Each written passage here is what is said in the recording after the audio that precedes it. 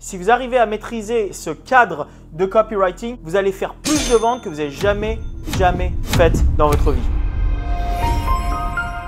Et je vais vous expliquer exactement ce que c'est. Alors tout d'abord, comprenez le copywriting, c'est comment utiliser les mots sur papier, sur landing page, c'est des mots écrits pour pousser le lecteur à prendre l'action qu'on veut le pousser à prendre. Donc généralement, dans l'e-commerce par exemple, faire une vente ou venir acheter le produit. Okay? Et donc on veut utiliser ce framework, ce cadre qui s'appelle PAS. Je vais vous le définir maintenant. Le P, ça veut dire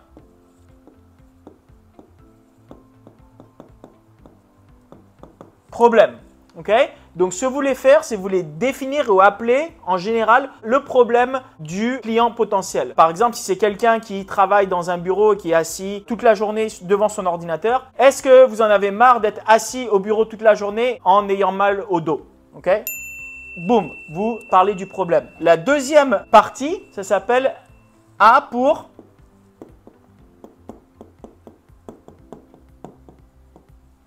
agitation. Vous avez tout d'abord parlé du problème, maintenant vous voulez revenir en plus grand détail sur le problème et agiter encore plus les émotions du lecteur. Donc vous voulez parler du fait qu'ils sont toute la journée assis, ça leur fait mal au dos, ils sont mal à l'aise, ensuite ils se sentent pas bien, ils doivent pas faire du bon travail, ils reviennent à la maison et ils sont encore plus fatigués, ça leur donne pas envie de revenir au travail le lendemain, bla bla bla bla bla bla. Vous agitez de plus en plus le problème. Vous utilisez le problème qu'ils ont au départ et là, vous les agitez pour qu'il y ait encore plus d'émotions vis-à-vis de ce problème. Vous voulez que le client, il se voit à travers ce problème, il se visualise dans ce problème et il l'a vraiment en haut de sa tête et que ça lui fasse vraiment mal d'y penser. Okay? Plus il aura mal, plus il est agité, plus ça aura de l'effet. Okay? Et finalement, la troisième partie, c'est vous voulez offrir une solution à ce problème. Donc tout d'abord, vous lui présentez le problème. Ensuite, vous agitez le client encore plus en lui parlant de tous les trucs négatifs qu'il y a parce qu'il a ce problème de tous les jours.